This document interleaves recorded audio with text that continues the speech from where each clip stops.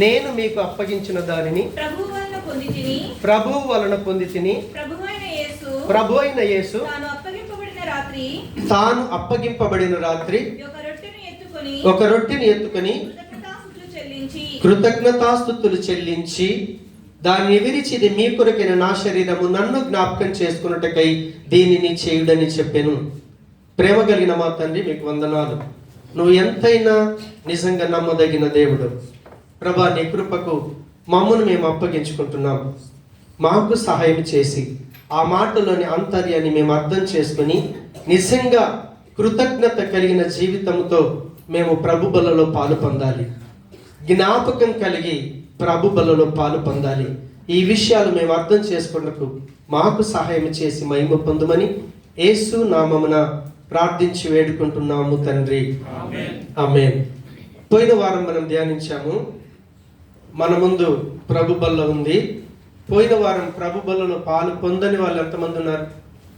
ఈరోజు కావాలనుకునే వాళ్ళు. దేవునికి స్తోత్రం.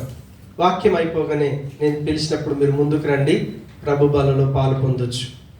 అయితే ప్రభు బల్లలో పాలు పొందే ముందు మనం ఎలాంటి వైఖరితో ప్రభు బల్లలో పాలు పొందాలి అంటే కృతజ్ఞత వైఖరితో. కృతజ్ఞత భావము వేరు, కృతజ్ఞత వైఖరి వేరు. కృతజ్ఞత భావము వేరు, కృతజ్ఞత వైఖరి వేరు. ఒక వ్యక్తి నాకు సహాయం చేశాడు అని గుర్తెరగటం వేరు, కానీ నాకు సహాయం చేశాడు కాబట్టి తిరిగి నేనేం చేయాలని ఆలోచన, అది వైఖరి అన్నమాట. భావనకు వైఖరికి ఉన్న తేడా అది. కాబట్టి మనం ప్రభు బలలో పాలు పొందే ముందు మనం చేయాల్సిన పని ఏమిటంటే 23వ వచనం, కృతజ్ఞత కలిగి. అంటే ఇక్కడున్న మనమందరము కూడా ప్రభువును ఎరగకంటే ముందు, ప్రభువును అంగీకరించకంటే ముందు మనమందరం కూడా పాపులమే. మనమందరం కూడా మన మీద పాపపు యొక్క అధికారం మన మీద పని చేస్తూ ఉంటే మనం ఇష్టం వచ్చిన రీతిగా నా జీవితం నా ఇష్టం అన్నట్టుగా బ్రతికాము.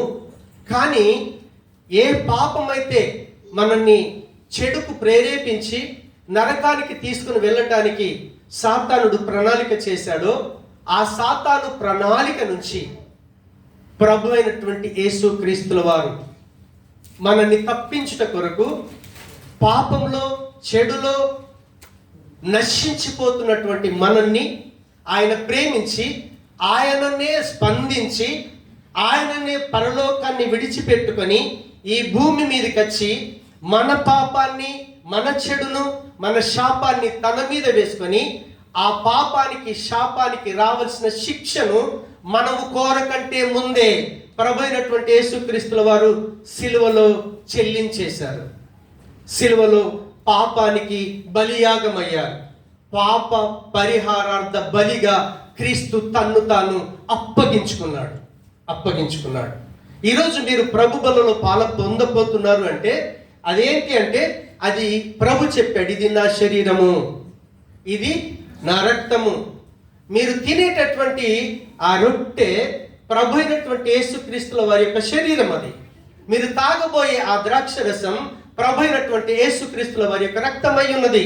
దాన్ని చూడగానే మనకు ఏం జ్ఞాపకం రావాలి అంటే, ప్రభు అయినటువంటి యేసుక్రీస్తుల వారు నేను పాపము నుండి చనిపోతే నరకానికి వెళ్ళాల్సినటువంటి స్థితిలో ఉన్నటువంటి నన్ను దాని నుంచి విడిపించుట కొరకు ఆయన నా కొరకే సిలువలో చనిపోయాడు.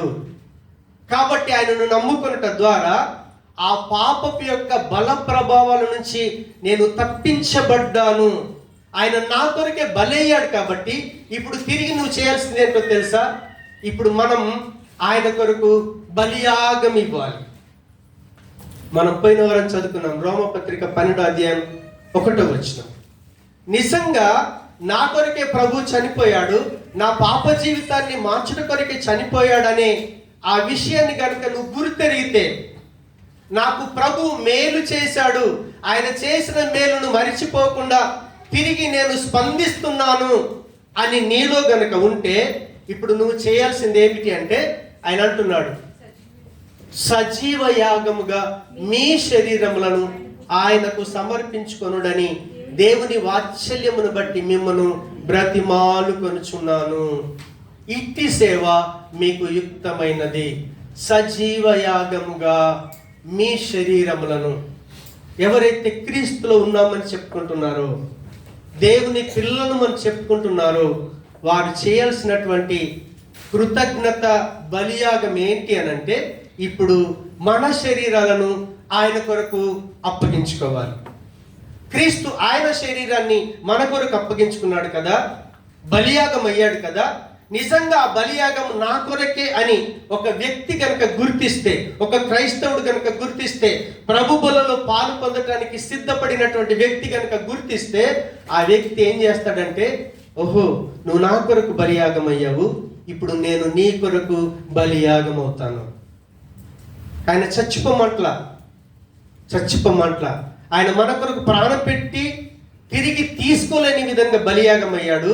కానీ ఆయన ఏం చెప్తున్నాడంటే, మన ప్రాణాన్ని కోరట్లా. ఆయన ఏం కోరుతున్నాడు తెలుసా? మీ శరీరములను ఇప్పుడు క్రీస్తుకు సమర్పించుకోవాలి.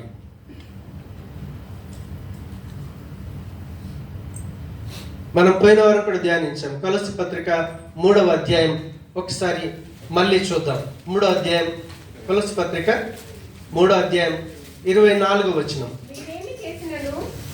మీరేమి చేసినను అది మనుషుల నిమిత్తము కాక ప్రభువు నిమిత్తమని మనస్ఫూర్తిగా చేయండి.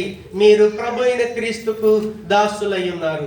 మీరేమి చేసినను అని అన్నాడు. ఈరోజు మనం ఆరాధనకు వచ్చాం కదా. ఆరాధన నుంచి బయటికి వెళ్ళి మళ్ళీ ఆరాధనకు వచ్చేదాకా మనం ఏం చేసినా సరే, ఏ పని చేసినా సరే, మీరేమి చేసినను మనుషుల నిమిత్తం చేయొద్దు అని అన్నాడు. ఈ విషయం మనం పోయిన వారం కూడా ధ్యానించాం. కొరింథీ పత్రిక 1 కొరింథీ 7వ అధ్యాయం చదివాము, ధ్యానించాం. ఎందుకంటే దేవుని యొక్క చిత్తం ఏంటిదంటే, ప్రభు బలలో పాలు పొందుతున్నామంటే మనము ఏ విధంగా ఉండాలి? పరిశుద్ధంగా ఉండాలి. మన శరీరాన్ని ఎట్లా కాపాడుకున్నాలో దానిని ఎరుగుటయే దేవుని యొక్క చిత్తం అనే విషయాన్ని మనం ధ్యానించాం. అంటే నువ్వు ఒక భార్యగా, ఒక భర్తగా, ఒక తల్లిగా, ఒక తండ్రిగా, నీ కుటుంబ జీవితం కూడా అది నీ కొరకు కాదు, మనుషుల నిమిత్తము కాక ప్రభు నిమిత్తమే జీవించాలి. ఎవరి నిమిత్తం? ప్రభు నిమిత్తం. ఇప్పుడు నేను నా జీవితం అనుకున్నటువంటి జీవితం ఎలా ఉంటుందంటే, నా ఇష్టమున్న రీతిగా ప్రవర్తిస్తాను. కానీ దేవుడు మన ఇష్టమున్న రీతిగా ప్రవర్తించడానికి దేవుడు మనల్ని కొనుక్కోలేదు. ఆయన ఇష్టమున్న రీతిగా మనం జీవించాలి. ఎందుకో తెలుసా? ఈరోజు మనం ఏమని చెప్పుకుంటున్నామంటే, క్రైస్తవులమని చెప్పుకుంటున్నాం. క్రీస్తు దేవునికి ప్రియమైన కుమారుడు. క్రైస్తవులమని చెప్పుకుంటున్న మనం దేవునికి ప్రియమైన కుమారులము, ప్రియమైన కుమార్తెలము. కాబట్టి ఇప్పుడు ఆయన జీవించమని తీరి జీవిస్తే నువ్వు కృతజ్ఞత కలిగి జీవిస్తున్నావని అర్థం.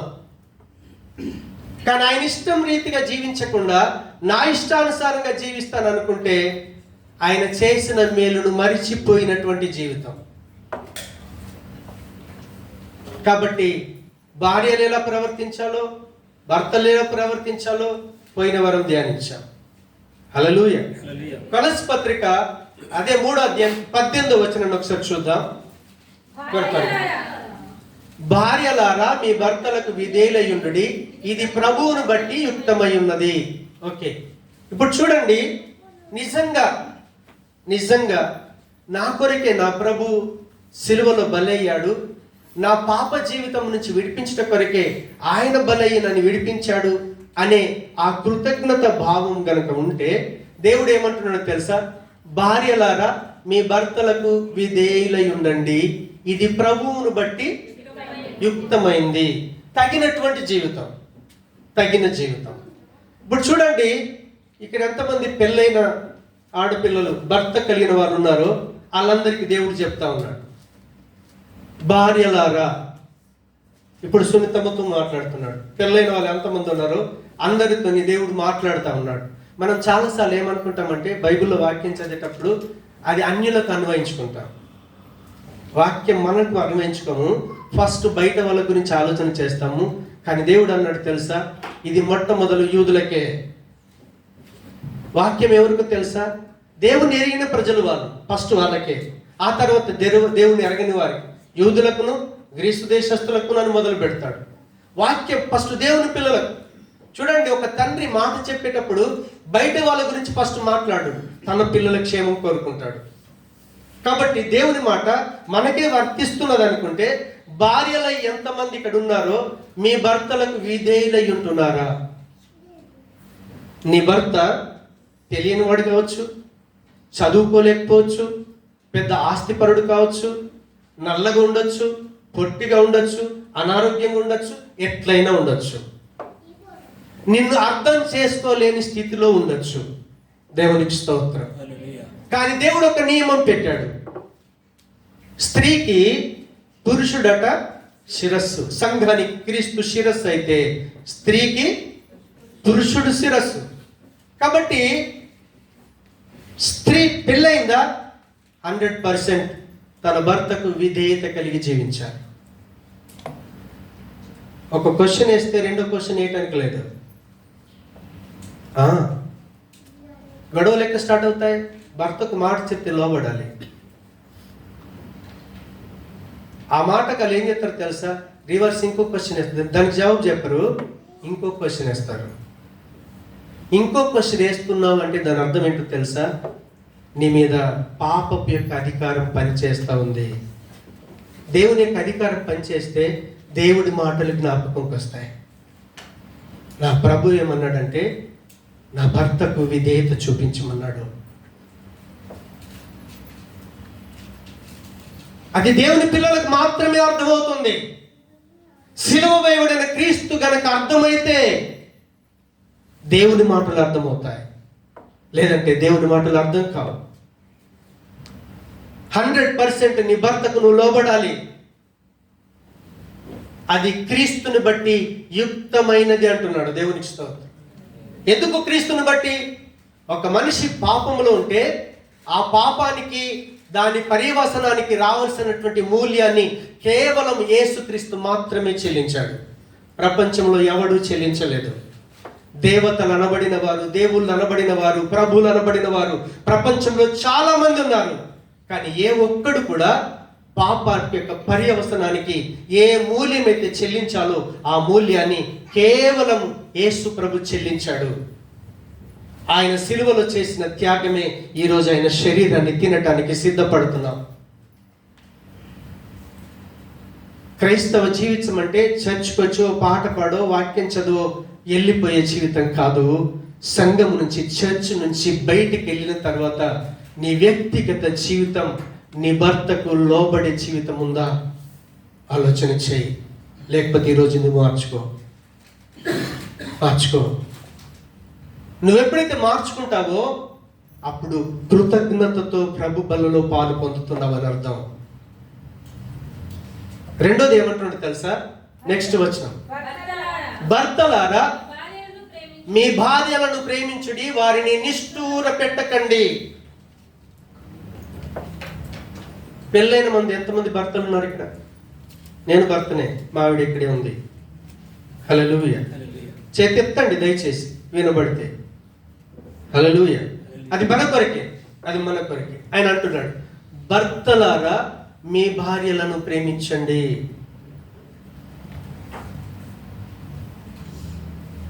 మీ భార్యలు ఇక్కడ ఉండొచ్చు, లేకపోతే ఇంటి దగ్గర ఉండొచ్చు.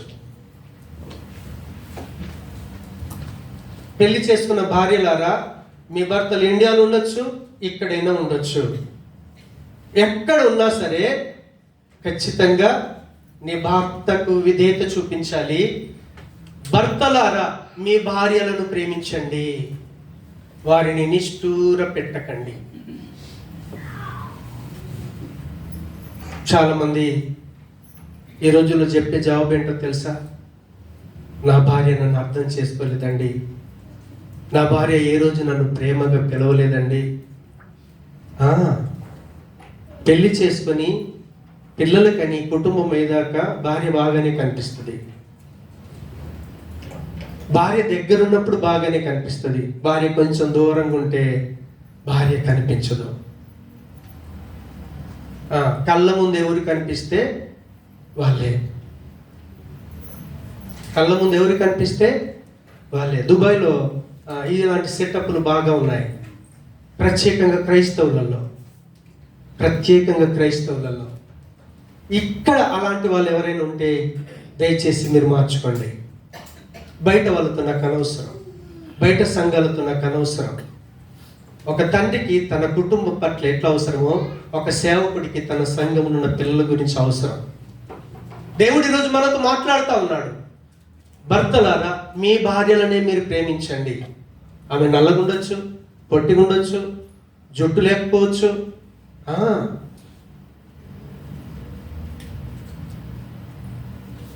అర్థమవుతుందా? మీ కళ్ళ ముందు మీ భార్య లేకపోవచ్చు. కళ్ళ ముందున్న స్త్రీలను దయచేసి మోహించకండి.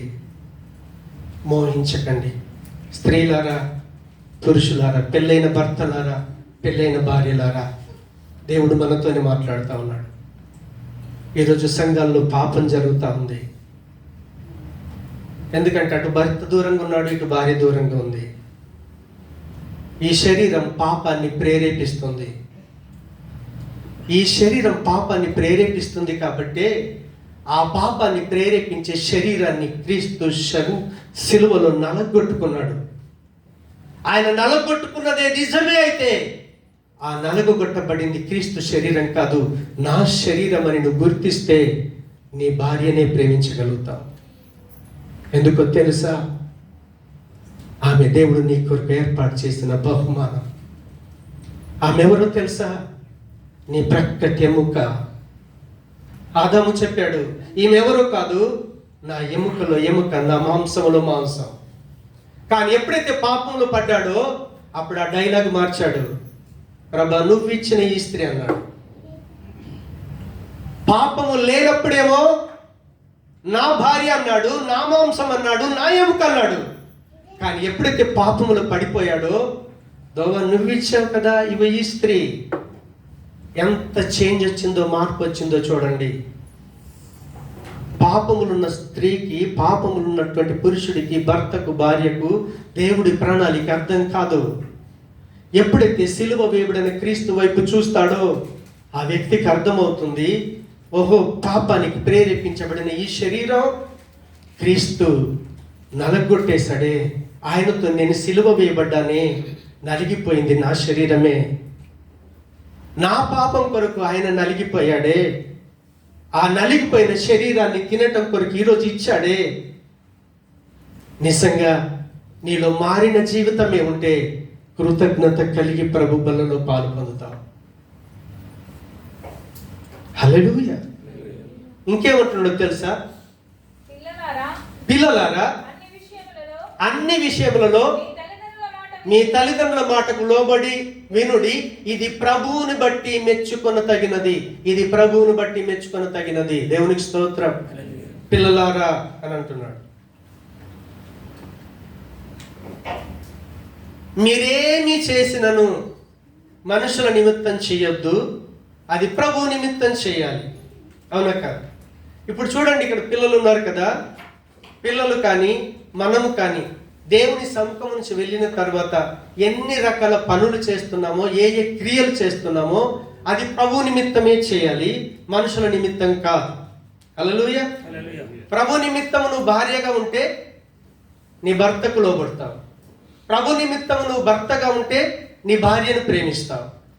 ప్రభు నిమిత్తము నీవు దేవుని యొక్క కుమారుడిగా ఉంటే ఖచ్చితంగా పిల్లలారా అన్ని విషయములలో మీ తండ్రుల మాట వినండి. పిల్లలు ఏమంటారు తెలుసా? డాడీ నీకేం తెలుసు అని అంటాడు. కన్నవాడికే చెప్తాడను. ఇప్పుడు జనరేషన్ అదే, పిల్లలు రివర్స్ చెప్పే దినాల్లో ఉన్నాం. అందుకే పిల్లోడికి చిన్నప్పటి నుంచే ప్రసంగి అంటాడు, సృష్టికర్తను నీ బాల్యము నుండే. వాడికి దేవుని గురించి చెప్పాల్సిన బాధ్యత తల్లిదండ్రుల మీద ఉంది. అప్పుడు వాడు ఏం చేస్తాడో తెలుసా? వాడు ఏ పని చేసినా సరే, పరీక్ష రాసినా సరే, రిజల్ట్ వచ్చినా సరే, ఏది చేసినా ప్రభు కొరకు మాత్రమే చేస్తాడు. నాకు పేరు రావాలను, నా తల్లిదండ్రులకు పేరు రావాలను చేయడు. ప్రభు కొరకే చదువుతాడు, ప్రభు కొరకే పాస్ అవుతాడు. ప్రభు కొరకు మనం జీవించగలుగుతాం. మన వైఖరి కృతజ్ఞత కలిగిన వైఖరి అవుతుంది. ఇక్కడ మనం బాగా ప్రవర్తిస్తాం, కానీ ఇది దాటిన తర్వాతనే సమస్య. ఇది దాటిన తర్వాత మన ఒరిజినాలిటీ బయటికి వస్తుంది. కానీ ప్రభు బలలో పాలు పొందే ప్రతి వ్యక్తి నిజంగా నా కొరకే, నేను అనుకున్న జీవితం నా ఇష్టానుసారంగా జీవించాను, కానీ నా ఇష్టానుసారమైన జీవితం నన్ను నరకానికి తీసుకొని వెళ్తుంది, దాని నుంచి తప్పించాడు నా ప్రభు అని, ఆ శిలువ యాగం ద్వారా తప్పించాడని ఒకవేళ నువ్వు గురి తిరిగితే కృతజ్ఞత కలిగి ఏం చేస్తావంటే ఆయన జీవించమన్న ప్రకారమే జీవిస్తావు. ఖచ్చితంగా పిల్లలారా, అన్ని విషయాల్లో తల్లిదండ్రుల మాటకు లోబడాలి. దాని తర్వాత తండ్రులారా అంటున్నాడు ఒకటి త్వరగా. తండ్రులారా, మీ పిల్లల మనసు కృంగకుండునట్లు వారికి కోపము పుట్టింపకుడి. దేవునికి స్తోత్రం. కొన్నిసార్లు మనం పిల్లలు చెప్పేదాన్ని కూడా యాక్సెప్ట్ చేయాలి. హల్లెలూయా. ఎలా యాక్సెప్ట్ చేయాలంటే, అప్పుడు ఆ సందర్భంలో వాడు కాంది అడుగుతాడు. నేను ఇంతకుముందు కూడా చెప్పాను, జాన్ పాలు క్రికెట్ ఆడుతున్నారు బయట, కార్క్ బాల్ కావాలి. డాడీ నాకు ఆ బాల్ కావాలి. ఓకే బేట, కొనిస్తాను. వాడికి అది అద్దురా ఇప్పుడు అంటే ఏమంటాడు తెలుసా? నువ్వు కొనియమంటాడు. ఓకే బేట, నన్ను కొట్టుకు తీసుకెళ్ళాను, ప్లాస్టిక్ బాల్ కొనిచ్చి, డాడీ నాకు కార్క్ బాల్ కావాలన్నాడు.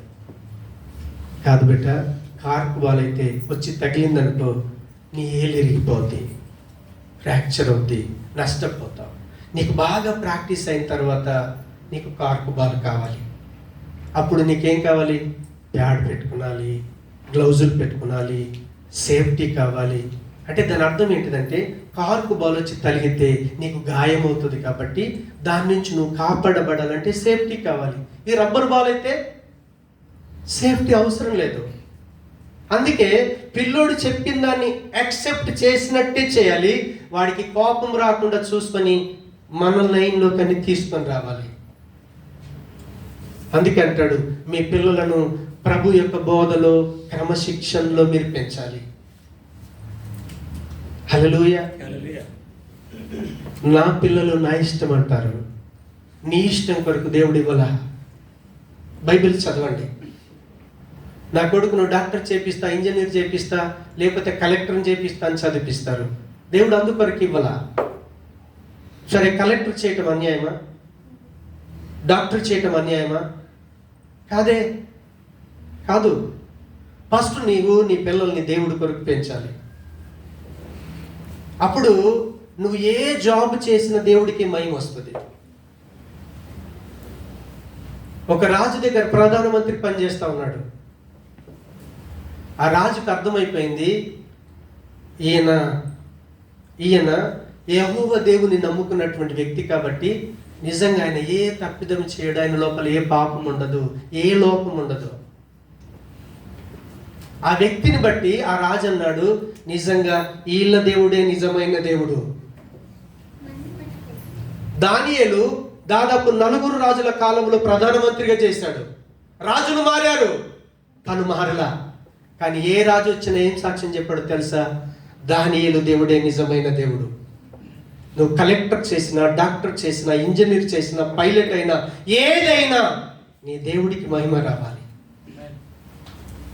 నీ దేవుడికి మహిమ రావాలి. నీ దేవుడికి మహిమ వచ్చేటట్టుగా నీ పిల్లల్ని పెంచాలి, దేవుణ్ణి పరిచయం చేయాలి. పిల్లల బాధ తప్పించుకోవటానికి ఈ రోజుల్లో పిల్లలకి మొబైల్ ఇచ్చేస్తున్నారు. చూడరా నువ్వేమైనాక అవుతాడు, అవుతాడు. మొబైల్ ఇవ్వకపోతే పిల్లోడు ఏడుతున్నాడు అని చెప్పేసి ఇచ్చేస్తున్నారు. కానీ రేపొద్దున వాడు పాడైపోతే బాధ్యులు మీరే. దేవుడు మిమ్మల్ని అడుగుతాడు. హల్లెలూయా. వాడు ఏడిస్తే ఒకటి కొట్టు, ఇంకోసారి అడగడాడు.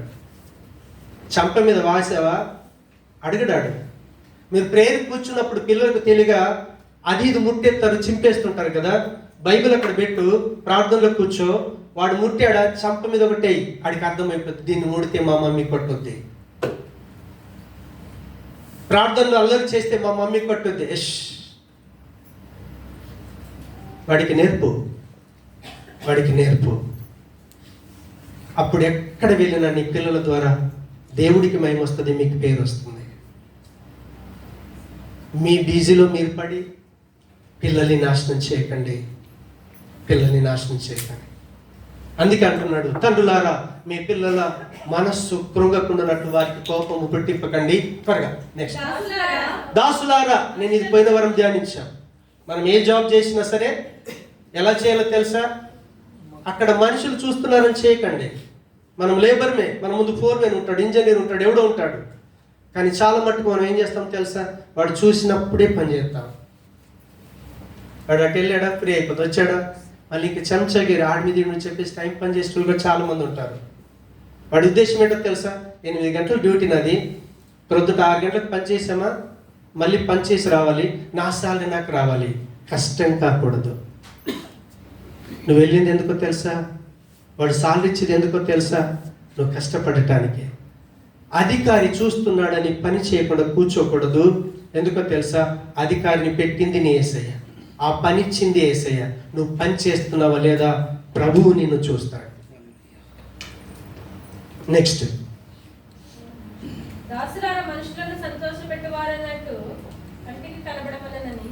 అది తీసి నెక్స్ట్. ప్రభు వలన స్వాస్థ్యమును ప్రతిఫలముగా పొందుదమని ఎరుగుదుము గనుక అన్నాడు. నెక్స్ట్ ఏమన్నాడు తెలుసా? మీరేమి చేసినను. ఇప్పుడు చూడండి, ఆ ముందు మాట ఎంత ఎక్సలెంట్ చెప్తున్నాడంటే, దాని ముందు ప్రభు వలన స్వాస్థ్యమును ప్రతిఫలమును పొందుదుమని ఎరుగుదురు గనుక అన్నాడు. ఇప్పుడు ప్రభు ఏం చేశాడో తెలుసా? ఇవన్నిటి సారాంశం మీకు అర్థం కావాలి. ఇప్పుడు చూడండి, భార్యగా భర్తకు లోబడలేదనుకో, దేవుడికి తెలియడు కాబట్టి నువ్వు లోబడకుండా జీవిస్తావు. దేవుడికి లోబడకుండా పాపానికి లోబడితే నీకేమవుతుంది? రేపు నరకమే, రేపు నరకమే. కానీ దాని నుంచి ప్రభు తప్పించాడు. మన పాపపు యొక్క నేచర్కి రావాల్సిన శిక్ష తన మీద వేసుకొని క్రీస్తును నమ్మటం ద్వారా ఆ శిక్ష నుంచి తప్పించబడ్డాం. ఈరోజు పరిశుద్ధాత్మ దేవుని యొక్క ఆధీనంలో దేవుని మాటల ప్రకారంగా జీవిస్తూ మారిన జీవితం చేత ప్రభు బలలో పాలు పొందాలి. అంటే నీ భర్తను నువ్వు గౌరవించేదానిగా, నీ భార్యను నువ్వు ప్రేమించేవాడిగా, పిల్లలారా మీ తల్లిదండ్రులకు లోబడేవారుగా, తండ్రులారా మీ పిల్లల్ని ప్రేమించేవారుగా, ప్రభు యొక్క క్రమశిక్షణను పెంచేవారుగా మీరు ఎప్పుడైతే రియల్గా జీవిస్తున్నారో, ప్రభువా నా కొరకు నువ్వు బలియాగం అయ్యావు కదా, ఇప్పుడు నేను అనుకున్న జీవితం నీ కొరకు బలియాగం చేస్తున్నాను, నిన్నెరగక ముందు ఏ రీతి జీవితం ఉన్నదో దాన్నంతా నీకు అర్పించేసుకుంటున్నాను, ఈరోజు నీ ఇష్టానుసారంగా జీవిస్తున్నానని ప్రభు బలలో పాలు పొందితే దాన్ని ఏమంటారో తెలుసా? కృతజ్ఞత. కృతజ్ఞత. హల్లెలూయా. అందుకే రోమ 12:1 అన్నాడు ఆ మాట. త్వరగా రోమ 12:1 అది కాదు, ఇట్టి సేవ మీకు యుక్తమైన. ఇప్పటిదాకా మనం దీన్ని ధ్యానించుకుంటూ వచ్చాం, ఇక్కడ దాకా వచ్చాం. ఇట్టి సేవ మీకు యుక్తమైనది. ఇట్టి సేవ అంటే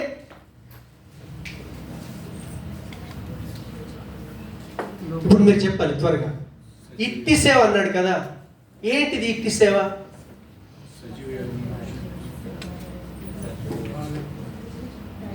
పద్దెనిమిదవ వచనం ఏం చూసాం మనం? భార్యలారా మీ భర్తలను. ఇప్పుడు నీ భర్తకు విధేయత జీవిస్తున్నావు కదా, ఇట్టి సేవ యుక్తమైనది, సరి అయినది.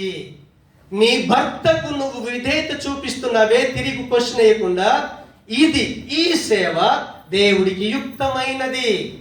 భర్తలారా మీ భార్యలను ప్రేమించండి అన్నాడు. ఇప్పుడు నేను ఎవరిని ప్రేమించట్లేదు, నేను ఎవరిని మోహించట్లేదు, నేను ఎవరిని చూడట్లేదు, నా భార్యనే నేను ప్రేమిస్తున్నాను. అంటే నీ భార్యను నువ్వు ప్రేమిస్తున్నావు కాబట్టి అలా ప్రేమ చేసి జీవిస్తే ఇది యుక్తమైనది. ఆ జీవితం కావాలి ప్రభువుకి. నువ్వు ప్రభు బలలో పాలు పొందుతున్నావంటే అలాంటి జీవితాన్ని కలిగి జీవించడం దేవుడికి యోగ్యమైనది అంటున్నాడు. మతం మారమని ఎక్కడన్నా ఉందా? ఇక్కడ గుళ్ళు మారమని ఎక్కడన్నా ఉందా? ఏం మారమన్నాడు? దేవుణ్ణి ఎరగకంటే ముందు నీ భర్తకు నువ్వు లోబడలేదు, నీ భార్యను ప్రేమించలేదు, నీ పిల్లలు నీకు లోబడలేదు, నీ పిల్ల నీ క్రమశిక్షణను పెంచలేదు. కానీ ఇప్పుడు ఈరోజు క్రైస్తవుని చెప్పుకుంటున్నావే, దేవుని బిడ్డనని చెప్పుకుంటున్నావే, అప్పుడు పాపపు యొక్క అధికారం కింద ఉన్నావు. కానీ ఈరోజు దేవుని యొక్క అధికారం కిందికి వచ్చావు.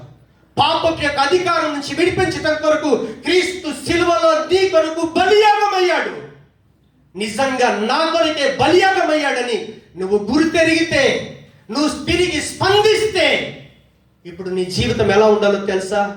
నీ భర్తకు విధేయత కలిగి జీవించాలి, నీ భార్యను ప్రేమించాలి, పిల్లలు తల్లిదండ్రులకు లోబడాలి, తండ్రులు పిల్లలు దేవుని కొరకు పెంచాలి. అప్పుడు దాన్ని ఏమంటారో తెలుసా? నీ అనుదిన జీవితం కృతజ్ఞత వైఖరితోనూ జీవిస్తావు. బయటికి వెళ్ళిన తర్వాత నీకు ఎవ్వడు చెప్పాల్సిన పని లేదు.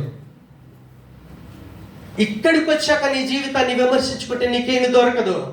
మనం ఏం చేస్తామో తెలుసా? ఇక్కడికి వచ్చి ప్రభు పోయిన వారం తప్పు చేసిన క్షమించు, పోయిన నెలకు క్షమించు, అయిపోయింది, మళ్ళీ తీసుకుంటూ వెళ్ళిపోతున్నావు. కానీ నిజంగా నీకు కృతజ్ఞత ఉందా?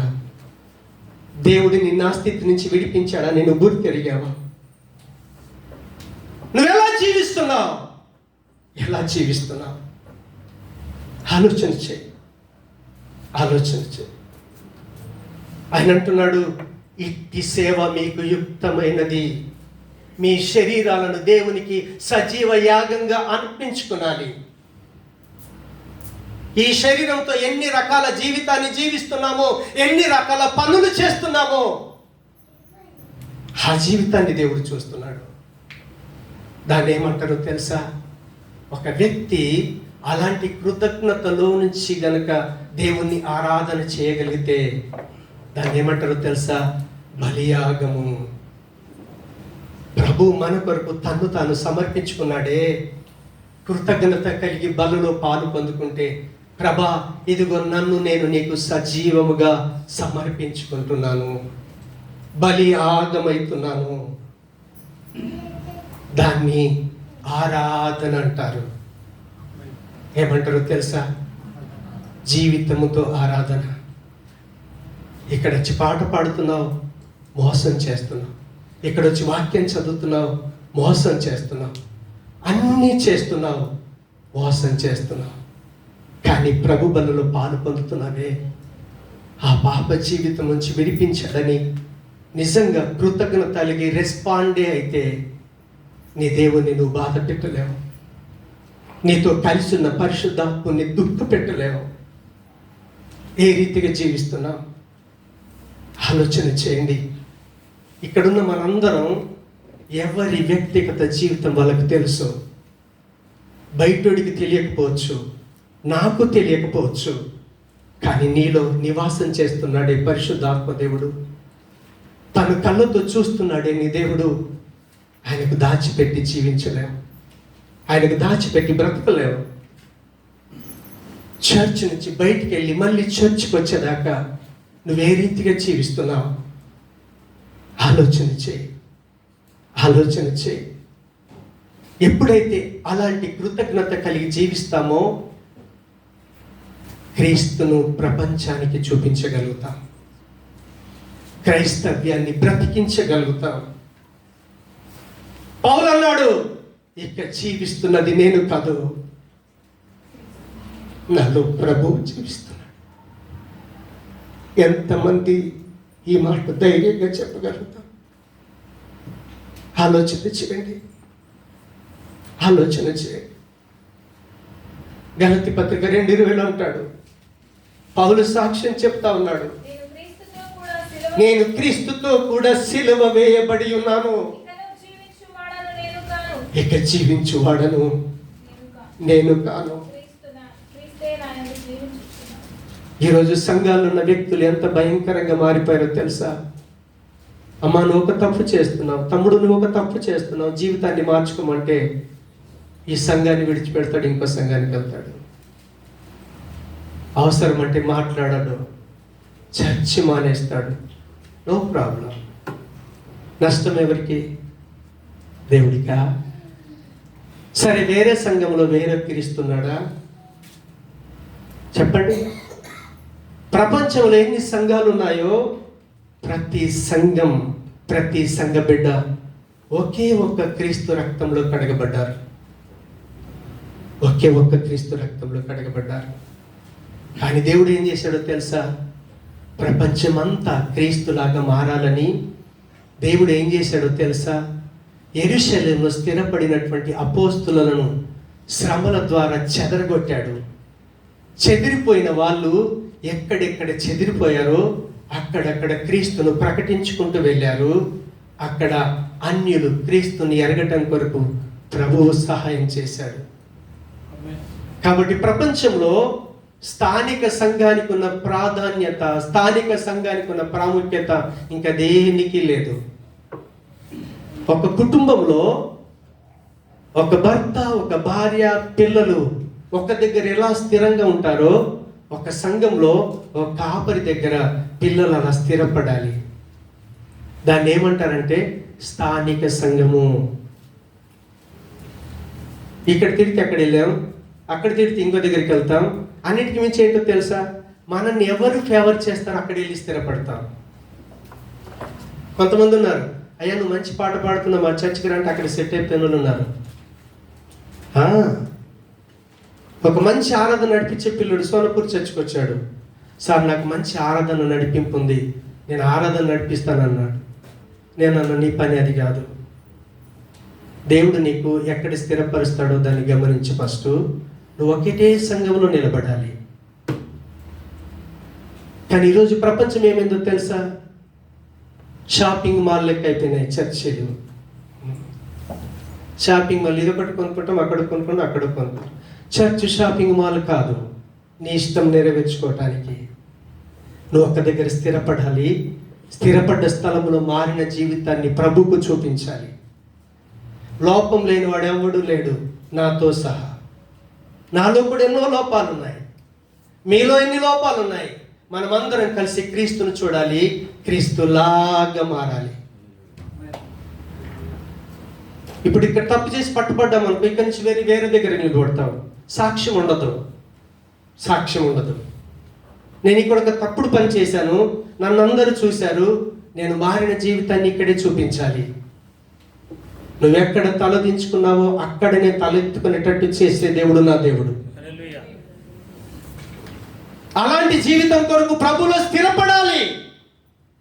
అది క్రైస్తవ జీవితం, అది సంఘ జీవితం, దేవుని పిల్లల జీవితం, దేవుని పిల్లల జీవితం. అలాంటి జీవితం ఇవ్వటం కొరకే క్రీస్తు సిలువలో చనిపోవలసి వచ్చింది. ఆయన అన్నాడు, నా శరీరము తినిన రక్తము త్రాగిన వాడే నిత్య జీవాన్ని కలిగి ఉంటాడు. మన పూర్వీకులు మన్నాను తిన్న చచ్చిపోయారు, కానీ మనం ఆయన శరీరాన్ని తిని రక్తం త్రాగుతున్నామే. చావును అధిగమించే జీవితం, నిత్యంగా జీవించే జీవితం. ఎందుకంటే దేవుడు నిత్యంగా ఉండేవాడు, దేవుడు శాశ్వతంగా ఉండేవాడు, ఆయనకు ఆది అంతం లేదు. అలాంటి ఒక అద్భుతమైన జీవితాన్ని దేవుడు మనకిచ్చుట కొరకు, మన పాపం కొరకు ఆయన శిక్ష భరించి నీ కొరకు నా కొరకు ఆయన బలియాగమయ్యాడు. తన జీవితాన్ని సమర్పించుకున్నాడు. ఆ సమర్పణ నా కొరకే అని నువ్వు నిజంగా గుర్తెరగగలిగితే, నువ్వు గుర్తించగలిగితే, గుర్తిస్తే, ప్రభా నీ కొరకు నా జీవితాన్ని అప్పగించుకుంటున్నాను, ఇక నుంచి జీవిస్తే నేను నీ కొరకు జీవిస్తాను. నేను ఒక భార్యనైతే నువ్వు భార్యగా ఎలా జీవించమన్నావో అలాంటి జీవితాన్ని జీవిస్తాను. ఒక భర్తగా నువ్వు ఎలా జీవించమన్నావో అలాంటి జీవితాన్ని జీవిస్తాను. పిల్లలారా, నిజంగా మీరు దేవుని కొరకు జీవించే వాళ్ళైతే మీ తల్లిదండ్రులకు లోబడి జీవిస్తారు. తిరిగి చెప్పలేరు జవాబు. తండ్రులారా, మీ కొరకు మీ పిల్లల్ని పెంచరు. నా కొడుకును డాక్టర్ను, ఇంజన్ను చేస్తాను అన్నాడు. నా కొడుకును ప్రభువుకు సాక్షిగా పెంచుతాను. నా కుమారుని, నా కుమార్తెను దేవునికి, క్రీస్తుకు సాక్షిగా పెంచుతానని పెంచితే ఆయన ఎలాంటి లైఫ్ ఇస్తాడో. నీ కుమారుని దానియేలులాగా చేస్తాడేమో, ఒక ప్రవక్తగా చేస్తాడేమో, ఒక ప్రవక్తినిలాగా చేస్తాడేమో. ఎందుకో తెలుసా? ఇక్కడ ఉన్న మనందరి పట్ల దేవుడికి ఒక చిత్తం ఉంది, ఆయనకు ఒక కోరిక ఉంది. ఆయన కోరికను నెరవేర్చేటటువంటి ఒక సాధనంగా మన పిల్లల్ని దేవుడు తయారు చేస్తాడు. కానీ ఎప్పుడు చెప్పగలుగుతావు తెలుసా? సిలువలో చనిపోయింది నా కొరకని నువ్వు గుర్తించగలిగిన రోజే. పాట పాడమంటే పాడతాను. సజీవయాగముగా మా శరీరము సమర్పించి సంపూర్ణ సిద్ధి పొందా శుద్ధాత్మను నొసగితివి. స్తోత్రం చెల్లింతుము, స్తుతి స్తోత్రం చెల్లింతుము. నిజంగా నువ్వు స్తోత్రం చెల్లిస్తే ఎలా చెల్లిస్తున్నావు? నీ జీవితాన్ని ప్రభుకు అప్పగించుకున్నావా? పాట ఎంత ఈజీగా పాడేస్తాం, కానీ దాని లోతులోకి వెళ్ళాం. దాని లోతులోకి వెళ్ళాలి. మీరు ఎక్కడన్నా వెళ్ళండి, ఒక కెనాల్లో చెరువును చూస్తే దాని లోతు తెలియదు, దిగిస్తేనే అక్కడ అడుగు పెడితేనే అర్థమవుతుంది. కాబట్టి ఒక పాట పాడేటప్పుడైనా, వాక్యాన్ని చదివేటప్పుడైనా మీరేం చేయాలో తెలుసా?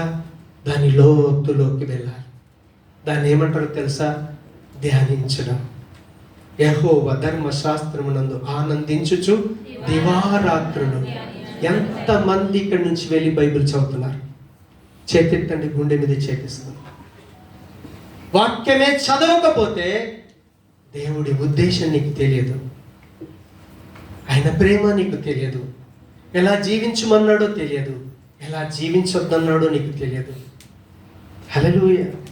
అమ్మా, నీ భర్తకు నువ్వు ఎదురు మాట్లాడొద్దంటే నీకేం తెలుసు అయ్యగారు అంటావు. నాకు చెప్పగలుగుతావు, దేవుడికి ఏం చెప్పగలుగుతావు? అయ్యా నీ భార్యను ప్రేమించట, అయ్యగారు నీకేం తెలుసు చెప్తాడు. రాక్షసి ఎన్నో మాట్లాడి ఎన్నో అంటది. పెళ్లి చేసుకున్నప్పుడు ఏమైంది? సంసారం చేసేటప్పుడు ఏమైంది? ఆ తెలివేమైంది? పెళ్లి చేసుకున్న ముందు దేవుణ్ణి అడిగావా కనీసం? సరే, దేవుణ్ణి అడగలేదు, ఇచ్చిన బహుమానం నువ్వే ఇచ్చావని దేవుణ్ణి ఏ రోజైనా నమ్మావా? అంతా మన ఇష్టమే, మన ఇష్టంతో చేసుకుంటాం, దేవుడి పేరు చెప్తాం. ఎంత మట్టుకు మీకు న్యాయం అవుతుంది? సరే, దేవుణ్ణి ఏం అడగలేం, తను నీకు ఇష్టమైంది, పెళ్లి చేసుకున్నాం. ఎవరి సముఖంలో చేసుకున్నాం? దేవుని సముఖంలో చేసుకున్నాం. ఇప్పుడు ఎవరు ఇచ్చినట్టు? నీకు భర్తను, నీకు భార్యను దేవుడు ఇచ్చినట్టు. మీరు పెళ్లి చేసేటప్పుడు ప్రమాణాలు చేశారు, ప్రభా చచ్చేదాకా ఈమెను ఏలుకుంటా, ఈమెనే ప్రేమిస్తా, అవునా? చచ్చేదాకా ఈయనకే లోబడి ఉంటాను, కలిమిలో లేమిలో అన్నిట్లో కలిసి ఉంటాను, అవునా? మరి పెళ్ళైన తర్వాత ఏమైంది? ఆ ప్రమాణాలు నెరవేరకపోవడానికి కారణం ఏంటో తెలుసా? వారి జీవితాల్లో పెళ్లి కాకముందు ఎంతమంది హ్యాపీగా ఫోటోలు తీస్తారో తెలుసా? దాన్ని చూసినప్పుడల్లా నాకు కోపం వస్తుంది. మన పిల్లలే పెళ్లి చేసుకునే ముందు హ్యాపీగా ఎన్ని ఫోటోలు, వెడ్డింగ్కు ముందు ప్రీ వెడ్డింగ్ ఏమంటారు దాన్ని తెలియదు, పెళ్లి చేసుకున్నట్టు, దండలు వేసుకున్నట్టు, ప్రేమగా కలిసినట్టు, ఒకరినొకరు. అబ్బో అలా ప్రేమ చూస్తే ఎంత అన్యోన్యమో. పెళ్లి తర్వాత ఏమైంది ఆ ప్రేమ? ఒక్క రోజన్నా ఆ ఫోటోలో ఉన్న జీవితాన్ని మీరు అనుభవించారా? మీ గుండె మీద చేతేసుకొని చెప్పండి. దేవుడు పెళ్లికి ముందు అలా చేయమన్నా, పెళ్లి చేసుకొని ప్రేమించమన్నాడు దేవుడు. వివాహానికి ముందు ప్రేమించమని దేవుడు ఎక్కడో చెప్పలేదు. పెళ్లి చేసుకో, అప్పుడు నీ భార్యను ప్రేమించు. ఇప్పుడు పాపపు యొక్క అధికారం కింద ఉన్నాడు, ఏం చేస్తాడో తెలుసా? పెళ్లి కంటే ముందే అన్నీ అయిపోతాయి. గర్ల్ ఫ్రెండ్, బాయ్ ఫ్రెండ్, ఒక్కరు కాదు, ఇద్దరు కాదు, ముగ్గురు. సో ఇవన్నీ కూడా క్రైస్తవ సమాజంలో జరుగుతున్నాయి. అన్యుల గురించి చెప్పట్లేదు నేను. క్రైస్తవ కుటుంబాల్లో పిల్లలు పాడైపోతున్నారు. కారణం ఏంటో తెలుసా? సిలువ వేయబడిన క్రీస్తును నీ పిల్లలకు చెప్పకపోవటమే, సిలువ వేయబడిన క్రీస్తును నువ్వు తెలుసుకోకపోవటమే. ప్రభు బలలో పాలు పొందే ముందు నా పాపం కొరకు నా యేసయ్య బలియాగమై దాని నుంచి విడిపించాడని కృతజ్ఞత లేని జీవితం నీలో ఉన్నన్ని రోజులు నీలో మార్పు రాదు. అందుకే ఈరోజు ప్రభుకు అప్పగించుకుందాం, మోకరిద్దాం, ప్రార్థన చేసుకుందాం. ఎవరి వ్యక్తిగత జీవితాలు వాళ్ళకి తెలుసు, ఎవరి వ్యక్తిగత జీవితాలు వాళ్ళకి తెలుసు. ఒకరితో ప్రార్థన చేసుకుందాం. ప్రేమ కలిగిన మా తండ్రి, కృప కలిగిన మా దేవ, ప్రభు బలను గురించి మేము ధ్యానించుకుంటూ వచ్చాం. దాంట్లో పాలు పొందే ముందు దేవా కృతజ్ఞత కలిగి ఉండమంటున్నావు. మీరు నిజంగా మా కొరకు ప్రాణం పెట్టిందే సత్యమే అయితే తిరిగి మమ్మల్ని కూడా మేము నీకు అప్పగించుకోవాలి. సజీవ యాగముగా బలియాగమై మేము జీవించాలి. మీరే రీతిగా జీవించమన్నారో ఆ రీతి జీవితాన్ని కలిగి ఉండి ప్రభు బలులో పాలు పొందుటకు సహాయం చేయమని, విత్తబడిన నీ జీవపు మాటలు నా హృదయంలో, మా అందరి హృదయాల్లో నీరు కట్టి ఫలింప చేసి కేవలం నీ మహిమ కొరకు సాక్షులుగా నిలబెట్టుకోమని యేసు నామమున ప్రార్థిస్తున్నాము తండ్రి. ఆమేన్.